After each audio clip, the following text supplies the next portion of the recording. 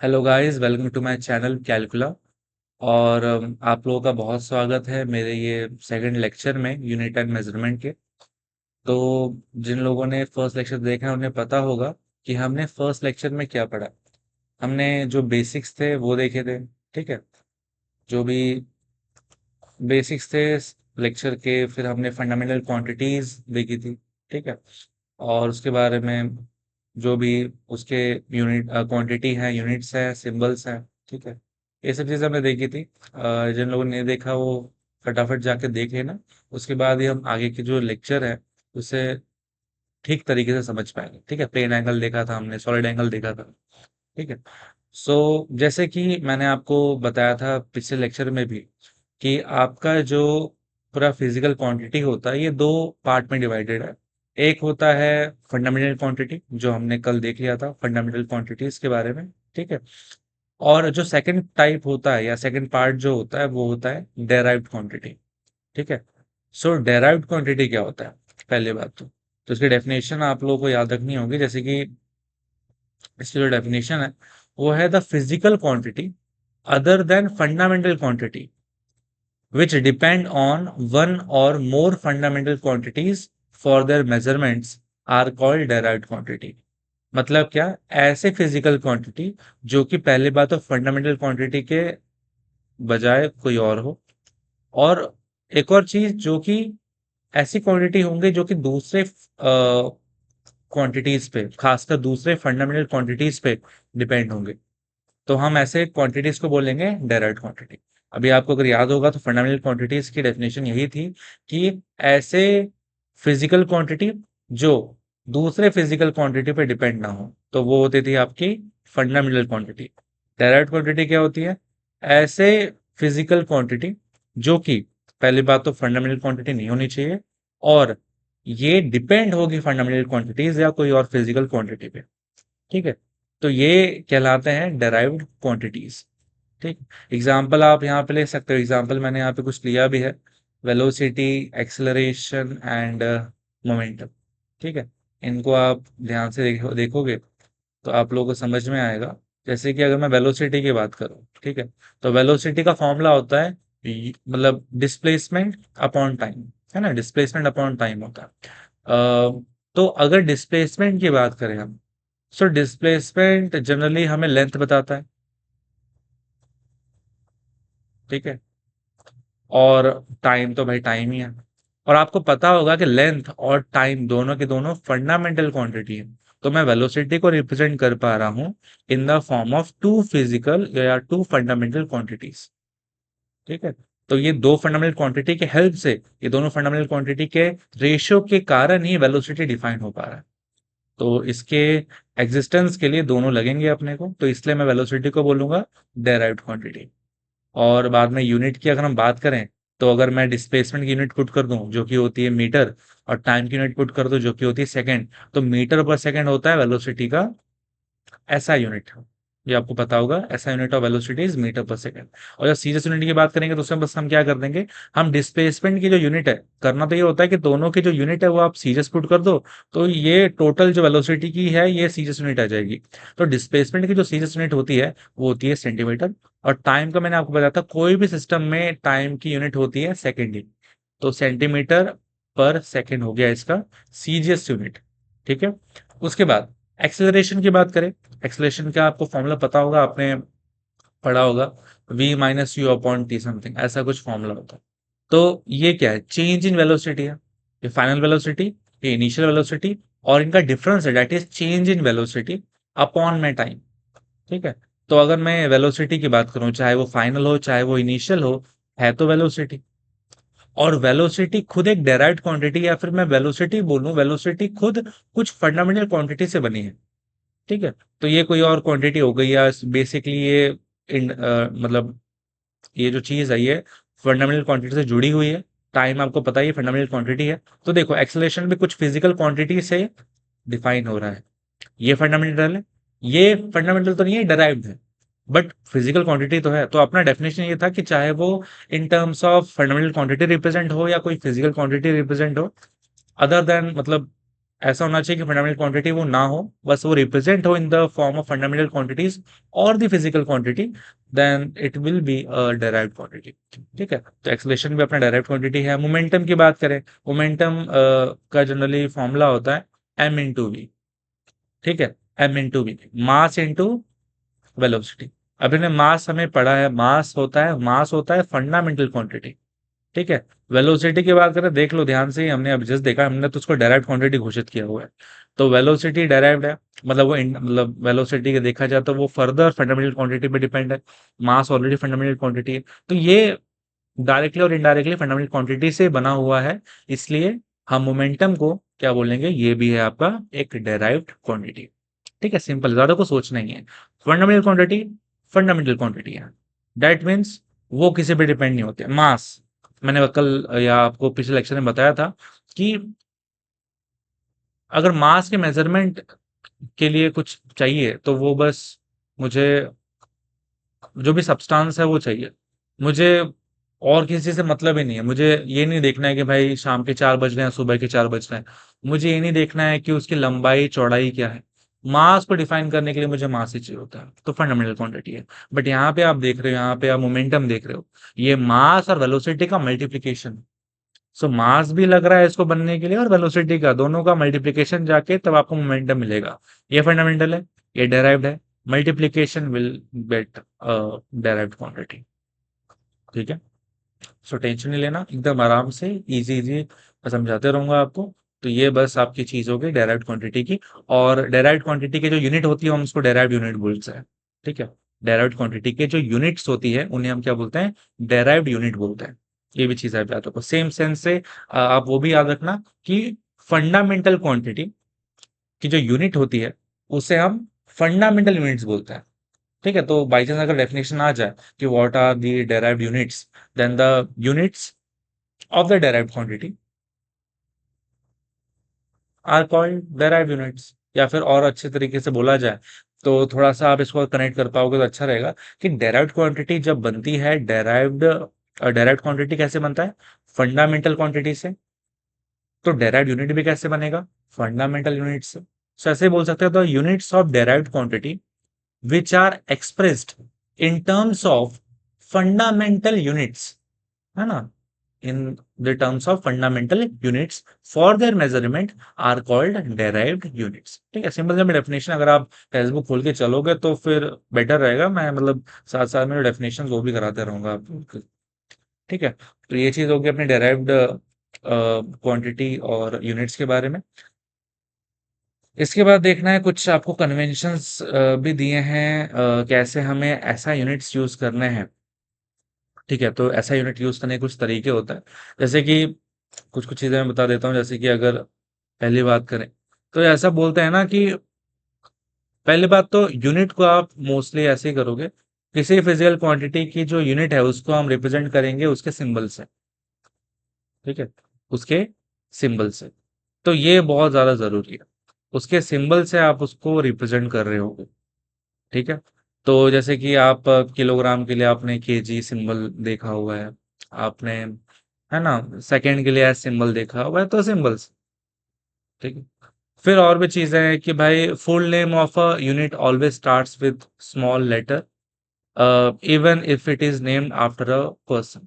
तो अगर मैं कोई भी यूनिट को ले रहा हूँ और वो यूनिट का मैं पूरा नाम लिख रहा हूँ, तो वो उसका स्टार्टिंग जो लेटर है वो भी स्मॉल में होना चाहिए। जैसे कि अगर मैं लिख रहा हूँ 1 न्यूटन, तो मैं ऐसे लिखूंगा, फिजिक्स में ऐसा बोलते हैं। मैं ऐसा बिल्कुल नहीं लिखूंगा।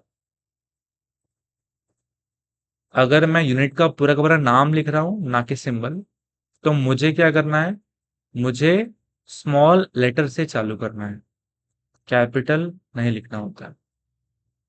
ठीक है, चाहे मैं लिखूं 1 जूल, तो ये भी जो होगा ये स्मॉल लेटर से चालू होगा। ठीक है, उसके बाद और भी चीजें मैं बताता हूँ, जैसे कि symbol for unit named after a person should be in a capital letter. ठीक है, अब देखो जैसे कि मैंने यहाँ सिंबल कुछ यूज किए, तो ये किलोग्राम सेकेंड है ना, ये कोई पर्सन से जुड़े हुए यूनिट्स नहीं है। अगर मैं न्यूटन की बात करूं, हाँ भाई वो तो भाई न्यूटन, सर आइजैक न्यूटन आपको पता है, तो वो किस साइंटिस्ट से जुड़ा हुआ नाम है। Newton is a unit as well as it is associated with a person. तो अगर मैं इसका जब सिंबल लिखूंगा, वो डेफिनेटली कैपिटल में एन लिख दूंगा मैं, वो स्मॉल में नहीं रहेगा जैसे कि यहाँ पे था, क्योंकि ये जो सिंबल्स हैं या ये जो भी यूनिट्स हैं वो कोई पर्सन से एसोसिएटेड नहीं है, इसलिए वो स्मॉल में ही है। और अगर कोई पर्सन से एसोसिएटेड कोई यूनिट होगी अगर, तो वो मैं लिखूंगा कैपिटल लेटर। सेम अगर मैं 1 जूल लिखता हूँ, तो वो अगर मैं सिंबल सिंबल में लिखूंगा तो कैपिटल जे ही लिख दूंगा। पूरा नाम लिखूंगा तो स्मॉल में लिखना पड़ेगा। समझ में आ रहा है? और भी चीजें मैं बता देता हूँ आपको कि symbol for unit do not take plural form. मतलब सिंबल में आप प्लूरल फॉर्म मत जोड़ना। जैसे वन, जैसे लेट से 1 न्यूटन नहीं 4 न्यूटन है, तो बहुत होशियार लोग क्या करते हैं, ये लिख देते हैं 4 न्यूटन्स। अरे 1 न्यूटन है तो जब एक से ज्यादा होगा, सिंगुलर से प्लूरल होगा, तो डेफिनेटली ऐसा ना चाहिए। ऐसा मत करना, गलती मानी जाती है। ठीक है? तो आप अगर कोई सिंबल भी लिख रहे हो और भले ही वो प्लूरल फॉर्म में आ गया है या जो नंबर है वो ग्रेटर देन 1 है, सो वो उस यूनिट में SES ये सब मत जोड़ देना। ग्रामर अपनी जगह, साइंस अपनी जगह। ठीक है? उसके बाद symbol for unit do not contain any full stop at the end of recommended letter. मतलब क्या मैं ये बोल रहा हूं कि अगर आपका जैसे कुछ आप आंसर लिख रहे हो है ना, जैसे कि बहुत बार हमारा न्यूमेरिकल सॉल्व करने के बाद आंसर आ जाता है, और उसके बाद हम फुल स्टेटमेंट में लिखते हैं कि भाई the force applied on the object is 4 Newton. है ना, पूरा लिखा मैंने कि भाई force applied on the object is 4 Newton, अगर मैं ऐसे सिंबल डालता हूं, तो इसके बाद आप फुल स्टॉप मत डालना। यूनिट के बाद कभी भी फुल स्टॉप नहीं होता है। ठीक है? तो ये चीज भी थोड़ा सा आपको नया लग रहा होगा, बट ये कुछ रूल्स हैं फिजिक्स के लिए जब भी आप यूनिट्स को डिफाइन करोगे। वैसे तो और भी है, और मैं आपको बता सकता हूँ, जैसे कि देख ही लो, यहाँ पे टाइम दे रहे हैं तो ध्यान से आपको समझ में भी आना चाहिए। The units of physical quantities in numerator and denominator should be represented as an ratio. For example, ठीक है, तो जैसे कि अगर मैं एग्जांपल दे देता हूँ, लेट से एक्सेलरेशन की यूनिट हमने क्या देखी थी, मीटर पर सेकेंड स्क्वायर। ठीक है?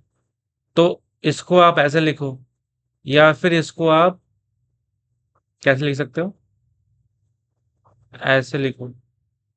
अगर मैं ये डिनोमिनेटर की चीज को न्यूमरेटर में ले आऊंगा, so power will be opposite, positive का हो जाएगा निगेटिव। ओके? बट मैं ऐसे तो बिल्कुल नहीं लिखूंगा। कैसे नहीं लिखूंगा मैं? अगर आपको याद होगा तो एक्सप्रेशन का फॉर्मूला था V - U/T, और ये एट एंड वेलोसिटी का ही डिफरेंस रहेगा, तो फाइनल आंसर इसमें जो भी आएगा। ठीक है? एक सेकेंड, ओके, एक सेकेंड, मैंने बताया कि मैं ऐसे भी लिख सकता हूँ, बट जैसे कि एक्सलेशन का फॉर्मूला होता है V - U/T। ओके? सो इनका जो भी डिफरेंस होगा वो फर्दर जो है चेंज इन वेलोसिटी होगा, जो यूनिट होगी वो तो मीटर पर सेकेंड ही होनी है, और टाइम की भी यूनिट क्या होती है, सेकेंड होती है। तो ऐसे मत छोड़ देना, ऐसे मत छोड़ देना। ठीक है? ऐसे ही आप रखोगे चाहे आप मीटर, क्योंकि ये देखो डिनोमिनेटर के डिनोमिनेटर में है, तो ये शिफ्ट हो जाएगा नीचे और S × S हो जाएगा, यानी कि ऐसा दिखाई देगा। या आप इसको ऐसे कर सकते हैं, ऐसे ही मत छोड़ देना। ये भी एक रूल है। ठीक है? ऐसे ही मत छोड़ देना। जितना वो कुछ सॉल्व हो सकता है या उसको आप डिनोमिनेटर में शिफ्ट कर सकते हो तो आप करो। ऐसे दो दो डिनोमिनेटर मत दिखाओ कि भाई न्यूमरेटर का अपना डिनोमिनेटर है और ओवरऑल का अपना डिनोमिनेटर, ऐसे मत दिखाना। ठीक है? उसके बाद और भी चीजें मैं बता सकता हूँ, जैसे कि अगर कॉम्बिनेशन ऑफ यूनिट्स की बात करें, is avoided when physical quantity is express by combination of two. ठीक है। अब यहाँ पे मैं क्या बोल रहा हूँ कि अगर मैं, ठीक है, अगर मैं ऐसा कुछ लिखता हूँ, जूल पर किलोग्राम केल्विन, ठीक है, और मैं ऐसा लिखता हूँ, जूल पर किलोग्राम केल्विन, केल्विन भूले तो नहीं, वो टेम्परेचर की ऐसा यूनिट होती है। तो इसमें से क्या राइट लग रहा है आपको? इसमें से आपको मेरे हिसाब से राइट लग रहा होगा ये, क्योंकि इसमें सब कुछ सिंबल में है और इसमें मैंने एक डाल दिया है पूरे के पूरे नाम के साथ, और बाकी सब सिंबल है। तो ये ट्राई करना है आपको कि आप जब भी कॉम्बिनेशन में लिख रहे हो तो फिर सबके सब सेम होने चाहिए, मतलब सेम तरीके से होने चाहिए। जैसे कि चाहे सबके सब आप सिंबल में लिख लो या सबके सब आप पूरे के पूरे नाम में लिखो। जूल, किलोग्राम, है ना, किलोग्राम से KILOGRAM, है ना, फिर केल्विन, है ना, लिखो तो सबका नाम लिखो, नहीं तो सिंबल सबका लिखो। तो ये भी चीज है इसमें। उसके बाद और अगर मैं बताऊं तो और ही देख लो यार, क्या करोगे। जैसे कि अगर आपको पता होगा, जैसे कि अगर मैं मिली सेकेंड्स की बात करूं, ठीक है, तो आपको अगर मिली सेकेंड पता होगा, अगर मैं 1 मिली सेकेंड की बात करूं, सो मैं उससे रिप्रेजेंट कर सकता हूं एक अलग तरीके से। मैं उसको बोल सकता हूँ 10 की पावर में -3 सेकेंड। ये चीज बहुत जगह एप्लीकेबल है, बहुत जगह एप्लीकेबल है। ठीक है। मिली सेकेंड को आप सेकंड में करोगे, 10 की पावर -3 सेकेंड होता है। और भी जगह आप कर सकते हो, आप बोल लो कि आप लेट से क्या बोलोगे, मिलीमीटर अगर कर लेता। ठीक है। सो अगर 1 मिलीमीटर की मैं बात करूं कि 1 mm में अ, कितना मीटर होता है, तो गैस कर सकते हो आप लोग, 1 मिलीमीटर में कितना मीटर होता है? ऑफ कोर्स 10 की पावर -3 होता है। ठीक है। तो मतलब मैंने यहाँ पे क्या किया, मैंने यहाँ पे इस चीज को अलग तरीके से कुछ रिप्रेजेंट किया 10 की पावर में, तो हम ऐसे भी इसको रिप्रेजेंट कर सकते हैं। ठीक है। उसके बाद अगर हम और भी चीजें, जैसे कि लेट से अगर ये मैं आपको बताऊं कि अगर मैं, जैसे मैंने ऊपर यहाँ यूज किया था, मीटर पर सेकेंड स्क्वायर, मैं जब ये लिखा, आपने ऑब्जर्व अगर किया होगा तो अच्छी बात है कि मैंने यहाँ थोड़ा सा स्पेस छोड़ा है। ठीक है। मैंने यहाँ पे थोड़ा सा, यहाँ पे स्पेस जो है ना वो छोड़ा हुआ है, तो हमेशा छोड़ना पड़ेगा आपको, आप ऐसे नहीं लिख सकते। कभी दो चीज अगर मल्टीप्लाई में, क्योंकि मल्टीप्लाई में दो चीजें हैं, अलग बात है, पावर निगेटिव है तो नीचे ही आना है, तो उसमें कुछ स्पेस आपको छोड़ना पड़ेगा, आप चिपका के मत लिखो। आप ऐसे भी लिख सकते हो, मीटर डैश S की पावर -2। ठीक है। तो ऐसे कुछ कन्वेंशन है, ऐसे आप कुछ यूनिट्स को रिप्रेजेंट कर सकते हो। ठीक है। इसमें कोई मेरे हिसाब से आप लोग को इश्यू नहीं आएगा, तो इसका बहुत ध्यान रखना है आप। तो ये डेराइव्ड क्वांटिटी के बारे में हो गया, डेराइव्ड क्वांटिटी, उसमें डेराइव्ड यूनिट्स देखे, डेराइव्ड क्वांटिटी होते क्या, उसका डेफिनेशन, और इसके कुछ ऐसा यूनिट के कुछ कन्वेंशन, ऐसे यूनिट लिखते कैसे हैं वो पता होना ही बहुत जरूरी है। तो अपना जो नेक्स्ट टॉपिक है वो है मेजरमेंट ऑफ लेंथ। ठीक है। सो मेजरमेंट ऑफ लेंथ, तो हमने देखा है कि लेंथ की जो ऐसा यूनिट होती है वो क्या होती है, मीटर होती है। तो मीटर का जो डेफिनेशन होगा वो क्या होगा, आओ देखते हैं हम लोग। So the metre is the length of the path travelled by light in vacuum during a time interval of 1/299,792,458 of a second. ठीक है। सो ये बस एक ही नंबर है। ठीक है। कॉमा देखना, वो पॉइंट वॉइंट नहीं है। सो डेफिनेशन क्या है मीटर की, कि ये एक लेंथ है। ठीक है। पहले बात तो लेंथ है, और एक कितना पाथ ट्रेवल्ड है, पहले बात तो जो भी पार्ट ट्रेवल्ड है हम वैक्यूम में बात करेंगे। और जितना भी लाइट की जो भी स्पीड होती है ना वैक्यूम में, उसका 1/299,792,458 ऑफ अ सेकेंड होगा आपका वन। मतलब देखो, आपको पता है कि एक सेकेंड में लाइट कितना ट्रेवल करती है? एक सेकेंड में लाइट ट्रेवल करती है 3 × 10⁻⁸ कितना? 3 × 10⁻⁸ 8 मीटर पर सेकेंड। ठीक है। सो इसी चीज को ध्यान से अगर आप लोग देखो, 3 × 10⁸ तो ये एक, मैं ऐसे बोलूँ ना, ये एक थोड़ा राउंड फिगर आता है। इसको आप एग्जैक्ट लेके जाओगे तो देखो, आप यहाँ पे 10⁸ अगर मल्टीप्लाई करते हो, देखो इतना मीटर पर सेकंड ट्रेवल करता है। और अगर 10⁸ मतलब क्या, एक के साथ 8 जीरो, उसको 3 से मल्टीप्लाई करोगे तो कितना आ जाएगा आपका? ठीक है, इतना आ जाएगा। ये वैल्यू देखो ध्यान से, ये ऑलमोस्ट क्लोज है। 299 में बहुत थोड़ा से आपको ऐड करना है ना? तो लगभग इतना हो जाएगा। तो थोड़ा अप्रोक्सीमेशन लेके अगर चलते हैं तो आपको अगर पता होगा, बहुत जगह हम यही यूज करते हैं कि जो लाइट की स्पीड है वैक्यूम में वो है 3 × 10⁸ मीटर पर सेकेंड। ठीक है, मतलब इतना जो है मीटर ट्रेवल करेगा लाइट पर सेकेंड। पर सेकेंड, एक सेकेंड में। और यहाँ पे क्या बोला जा रहा है? यहाँ पे ये बोला जा रहा है कि, ठीक है, अगर मैं यहाँ पे एग्जैक्ट अमाउंट ही ले लेता हूँ ना, ध्यान देते हैं यहाँ पे, हम एग्जैक्ट अमाउंट जो यहाँ पे दिया है ना, एक्चुअल में यही अमाउंट होती है, तो हम वही अमाउंट ले लेते हैं यहाँ पे, जो कि है 299,792,458 मीटर पर सेकेंड। ठीक। यहाँ पे क्या बोला है कि आप 1/299,792,458। ठीक है। देखो, एक एक सेकंड में जितना ट्रेवल होता है उसको आप मल्टीप्लाई कर दो 1/299,792,458 से, तो आपको जो मिलेगा, ठीक है, आपको जो मिलेगा वो मिलेगा 1 मीटर। कैसे देखो, ये कैंसल, सेकंड सेकंड कैंसल, बचा क्या? 1 मीटर।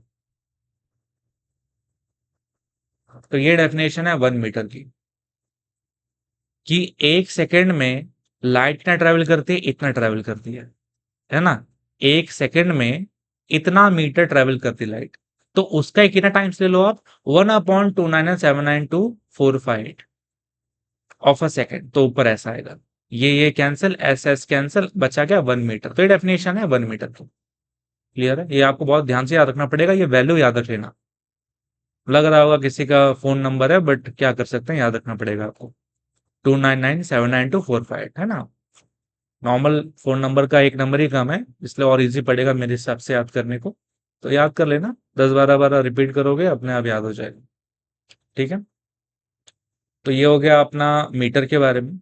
बट अगर सोचो कि अच्छा, ये तो थोड़े मोड़े लेंथ है, तो चलो इतनी बड़ी लेंथ भी हमने मेजर कर ली है मीटर में, ठीक है, बट कन्वीनियंट है क्या वो? मेरा ये कहना है कि कन्वीनियंट मतलब कि अगर बहुत बड़ा डिस्टेंस अगर हो जाए, तो फिर पहले बात तो उसको हम कैसे मेजर करेंगे? मीटर जो है, चलो ठीक है यार, मीटर में कर रहे हैं, कोई दिक्कत नहीं है, लेकिन क्या मेथड यूज करेंगे? तो बहुत अगर लार्ज डिस्टेंस है तो उसके लिए हमें एक मेथड दिया हुआ है जिसका नाम है पैरेलैक्स। ठीक है, पैरेलैक्स मेथड। सो उस मेथड के हिसाब से एक उसकी डेफिनेशन है, ये तो वहां पे उसका पैरेलल एंगल मैंने लिया हुआ है। ठीक है, उस मेथड के नाम पे, एक सेकंड बस। ठीक है।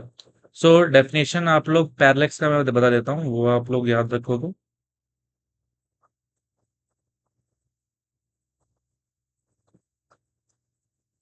सो पैरेलैक्स इज डिफाइंड एज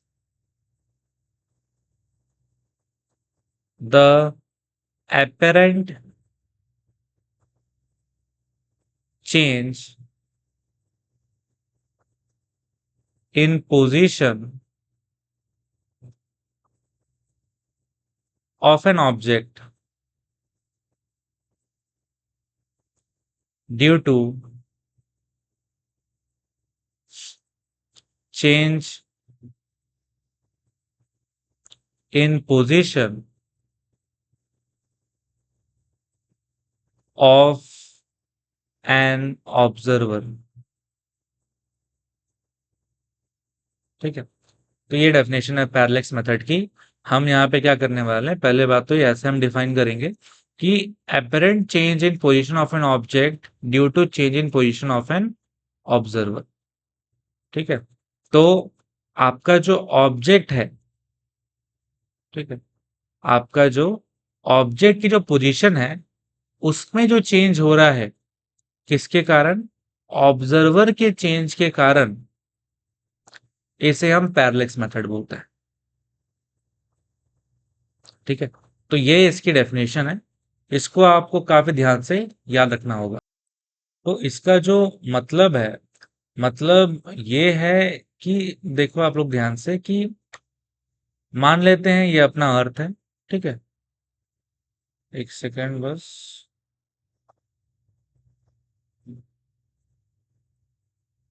ठीक है, सो मान लेते हैं ये अपना क्या है, अर्थ है। तो अभी लेट से मैं अर्थ के ये वाले पॉइंट पे मान लो कोई कोई जगह हो गई यहाँ पे, ठीक है, इसको नॉर्थ पोल मान लो लेट से। तो यहां से मैं देख रहा हूँ एक स्टार को जो कि काफी दूर है। तो ये पॉइंट है स्टार का और ये काफी दूर है। और मान लेते हैं जो डिस्टेंस है between the star and the observer जो देख रहा है उसे, वो जो डिस्टेंस है वो डी है। तो जब यहां से यहां देख रहा था तो डी था डिस्टेंस, और जब मैं यहां से यहां पे आया, ठीक है, मैंने यहां पे एक बार देख लिया इसे कि अच्छा मेरा स्टार अब यहाँ पे है। अब मैं जब यहां से कहीं और जाके इसे देखूंगा या फिर यहां से यहां आके मैं देखूंगा, तो वो डिस्टेंस भी चेंज हो सकता है, डिस्टेंस भी चेंज होगा। तो वही यहाँ पे पैरेलैक्स मेथड का मतलब है। ठीक है, क्या मतलब है यहाँ पे कि आपका यहाँ पे is defined as the apparent change in position of an object. ये जो आपका ऑब्जेक्ट है इसका जो चेंज है, apparent चेंज मतलब एक तो देखा जाए तो वो तो वहां का वहां ही है, मैं बस यहां से यहां की ओर जा रहा हूं। तो apparent चेंज उसे बोलेंगे क्योंकि वो बस मुझे लग रहा है कि उसकी जो जो जो पोजीशन है वो चेंज हुई है, बट एक्चुअली वो तो वहीं का वहीं रहेगा। तो मैं यहां से अगर यहां आके उस स्टार को ऑब्जर्व करूंगा, ठीक है, तो मुझे लगेगा कि ये ऑब्जेक्ट का जो पोजीशन है वो थोड़ा मोड़ा चेंज हुआ है। और ऐसा क्यों हुआ? Due to change in position of an observer. जब ऑब्जर्वर यहां से यहां आया तभी उसको लगा ना कि भाई ये भी कुछ मूवमेंट किया है या फिर इसकी कुछ पोजीशन चेंज हुई है। ठीक है, तो ये आपका मेथड रहेगा। हम यहाँ पे ये दो पैरामीटर को तो लेके चलने वाले हैं। एक तो यहां से देखो, यहां से यहां आने में जो ऑब्जर्वर का जो भी चेंज हुआ है लोकेशन या डिस्टेंस, वो हम मार्क करेंगे। और ये जो पोजीशन मार्क हो रही है ऑब्जर्वर और स्टार की, इसे भी हम देखेंगे। तो ये सब लेके हम पैरेलैक्स मेथड को समझेंगे। ठीक है, तो ये डेफिनेशन सिंपल सा है। जो मेन है इसमें वो है पैरेलैक्स एंगल, जो कि आपको एक फॉर्मूला दे देगा और उस फॉर्मूले से आप फिर सॉल्व भी कर पाओगे।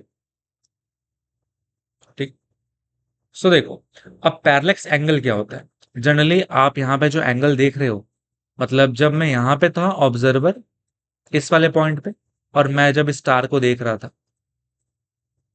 तब लेट से कोई आप इमेजिनरी लाइन बना लो, और आप जब यहां से यहां आ गए तब भी आप यहां से आप स्टार को देख रहे थे, तो यहाँ पे भी आप एक इमेजिनरी लाइन बना लो।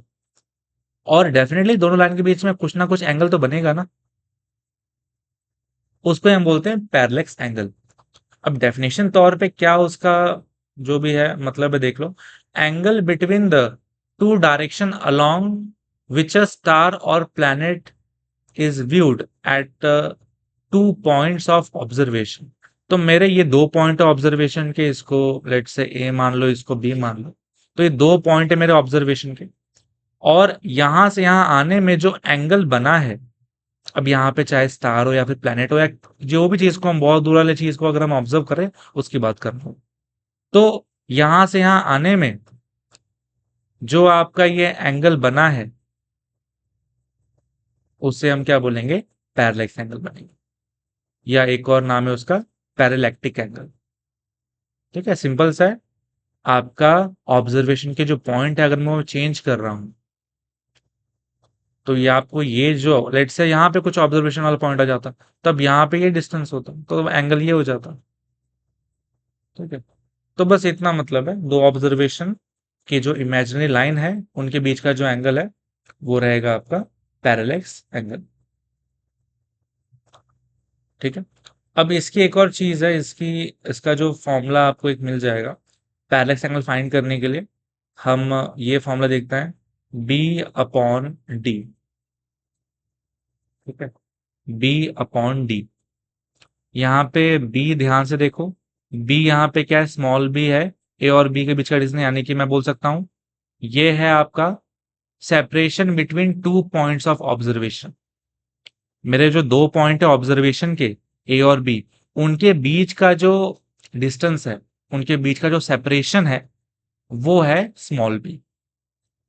ठीक है, और कैपिटल डी की बात करें, सो ये आप देख पा रहे हो कैपिटल डी क्या है? मेरे पॉइंट ऑफ ऑब्जर्वेशन, ठीक है, और जो भी यहाँ पे स्टार या प्लेनेट होगा, उसके बीच का डिस्टेंस है। पॉइंट ऑफ ऑब्जर्वेशन और स्टार प्लैनेट या जो भी सोर्स होगा, उसके बीच का डिस्टेंस कैपिटल डी। तो इनका अगर मैं रेशियो लेता हूं तो मुझे मिल जाएगा, क्या मिलेगा? Parallax angle. ठीक है, सो ये बहुत इंपॉर्टेंट है, ये फॉर्मूला आपके बहुत ही ज्यादा काम आने वाला है। Theta is equal to b upon d, where theta is a parallax angle, b is the separation between two points of observation, and capital D is the distance of source from any point of observation। ठीक है, चलो अब ये चीज हो गई। इसके बाद so next time measurement the distance of a planet from the earth. ठीक है, तो यहाँ पे मैंने एक फिगर भी आपको दे दिया है, जहां पे आप देख सकते हो ध्यान से। तो ये अपना तो पहले तो अर्थ है, ठीक है, और अर्थ पे हम दो पॉइंट पे ऑब्जर्वेशन करने वाले हैं। एक तो E1 पॉइंट से हम ऑब्जर्वेशन करेंगे और E2 से। और एक और चीज ध्यान देना है कि दोनों पॉइंट पे हम साथ में ही करेंगे, मतलब ऐसा नहीं है कि पहले मैं यहाँ से जो भी है इस जो भी सोर्स, स्टार या प्लैनेट, किसी को भी अगर मैं देख रहा हूं, तो ऐसा नहीं मैं यहाँ देखूंगा पहले फिर जाऊंगा मैं फ्लाइट पकड़ के यहाँ पे फिर यहाँ से देखूंगा, नहीं, ऐसा नहीं है। दोनों जगह पे ऑब्जर्वेटरीज होंगी, जहां से हम टेलीस्कोप या किसी और इंस्ट्रूमेंट की मदद से हम इसको, इस प्लैनेट को या स्टार को लगातार ऑब्जर्व कर रहे होंगे। ठीक है, तो ये काम अपना पहले होगा। तो हमारा अब यहाँ पे क्या करना है, हमें यहाँ पे जनरली आपको बताऊं तो मुझे यहाँ पे ये चीज प्रूव करनी है, theta is equal to b upon d. ठीक है, मुझे यही चीज करनी है प्रूफ। ठीक है, तो यहाँ पे कैसे करेंगे देखो, पहले तो ये पूरा डायग्राम लिखोगे आप, जब इसका डेरिवेशन कर रहे होगे तो पूरे अच्छे तरीके से आपको बताना है कि हमें सबसे पहले यहाँ पे करना क्या है। हमें यहाँ पे लाइट से अगर डिस्टेंस फाइंड करना है ना, distance between the point of observation and the object अगर मुझे फाइंड करना है, तो मुझे पहले बात तो ये दो ऑब्जर्वेशन वाले पॉइंट पता होने चाहिए, एक तो E1 है, एक E2 है। ठीक है, उसके बाद ये जो प्लैनेट है या जो स्टार है, ये दोनों ही पॉइंट पे विजिबल होना चाहिए। ऐसा नहीं है कि भाई मेरा मतलब हम दो फ्रेंड है, अगर एक यहाँ से ऑब्जर्व कर रहा है एक यहाँ से ऑब्जर्व कर रहा है, मुझे दिख रहा है बट मेरे दोस्त को नहीं दिख रहा, तो ऐसा नहीं होना चाहिए। दोनों ही पॉइंट पे ये जो स्टार या प्लैनेट है, ये at the same time visible होना चाहिए। ठीक है, एक और चीज, जैसे हम जानते हैं कि अगर ये दोनों ऑब्जर्वेशनल पॉइंट वाले जो डिस्टेंस, अगर मैं दोनों के बीच का डिस्टेंस पूछूं, तो आप क्या बोलोगे? उसे बी बोलोगे। तो ये सब चीजें कुछ आपको याद रखना है कि जो E1 और E2 के बीच में जो डिस्टेंस है वो क्या है? बी है। ठीक है, एक और चीज, आप यहाँ पे एंगल देख पा रहे हो, ये है पैरेलैक्स एंगल। तो आपका जो यहाँ पे पैरेलैक्स एंगल है, या फिर से ध्यान से अगर हम देखें, तो E1 S E2 इनके बीच का जो एंगल ये है थीटा, ये आपका है पैरेलक्स एंगल। ठीक है। अब आप लोग ध्यान से देखो यार, यहाँ पे ये जो बी है, बी क्या है, बी जनरली दोनों ही पॉइंट के बीच का डिस्टेंस है। अगर मान लेते हैं कि ये आपका जो आपको यहाँ पे दिख रहा है, ठीक है, एक यहाँ पे बंदा है, एक यहाँ पे बंदा है। मान लेते हैं यहाँ पे है ये नॉर्थ पोल पे और ये है यहाँ पे साउथ पोल पे। तो अगर नॉर्थ पोल से साउथ पोल तक अगर डिस्टेंस निकालूंगा, ठीक है, तो वो कितना होगा? ठीक है, वो कितना होगा? तो जनरली ये डेटा आपको शायद याद रखना चाहिए कि जो रेडियस ऑफ अर्थ होता है वो होता है लगभग 6400 किलोमीटर। ये रेडियस है। इसका अगर आप दुगना करोगे तो पूरा का पूरा डायमीटर निकल के आ जाएगा। ठीक है। तो लगभग इतना जो है डिस्टेंस होगा दोनों के बीच में। इस केस में मैंने यहाँ पे एज्यूम किया है, मान लेते हैं कि ये आपका नॉर्थ पोल है और ये साउथ पोल है, तब के सिनेरियो में। ठीक है।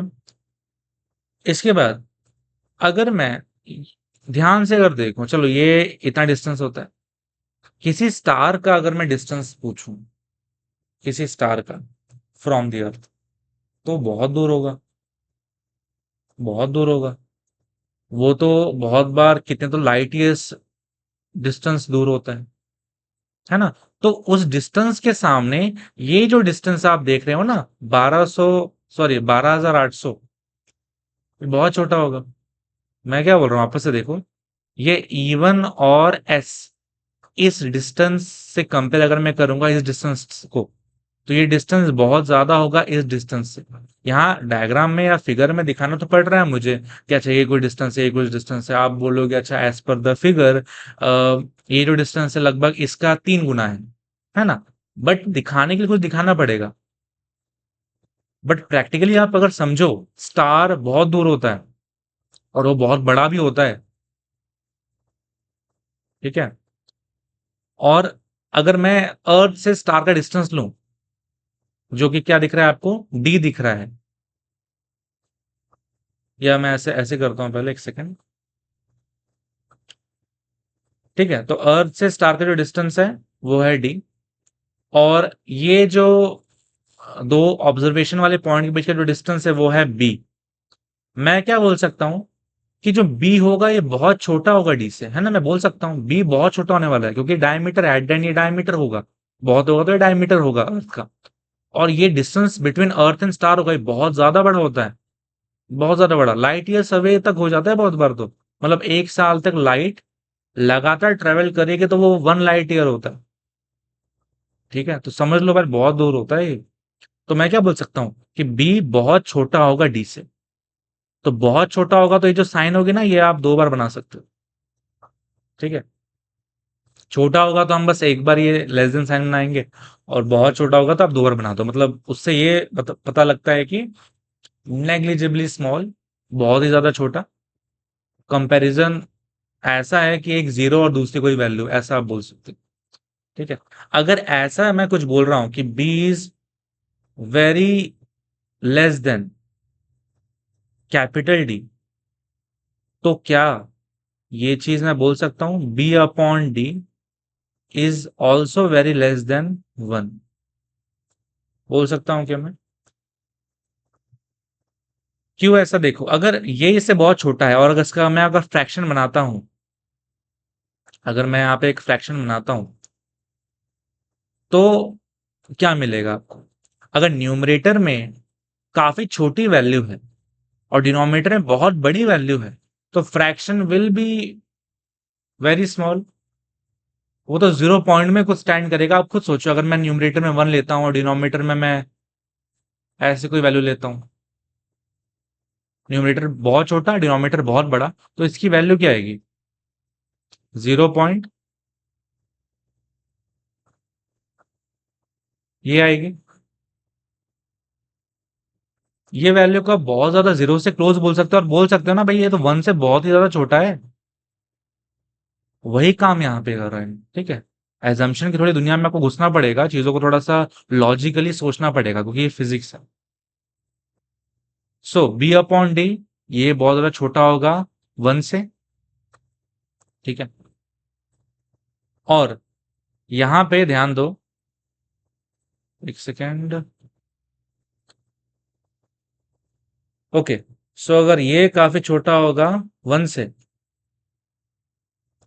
तो क्या मैं ये बोल सकता हूं कि जो मेरा एज पर द फॉर्मूला ये होता है ना कि भाई थीटा बराबर बी अपॉन डी, और अगर ये देखो बी अपॉन डी बहुत छोटा है 1 से, सो थीटा भी क्या होगा, बहुत छोटा होगा 1 से।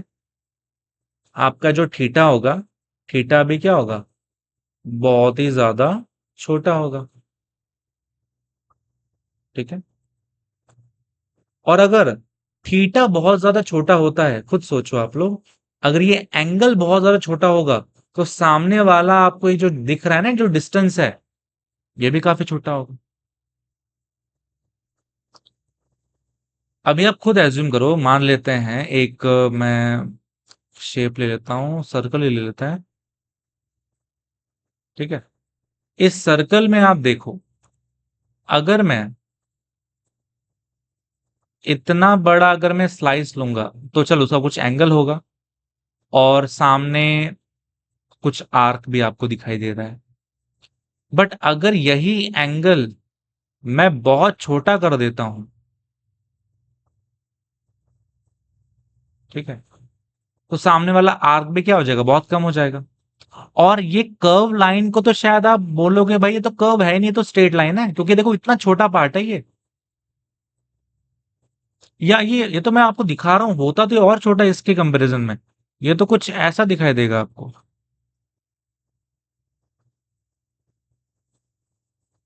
अब देखो, अब मुझे इसको अगर देखना है ध्यान से, ठीक है, इसको अगर मुझे ध्यान से देखना है, तो क्या लगता है आपको,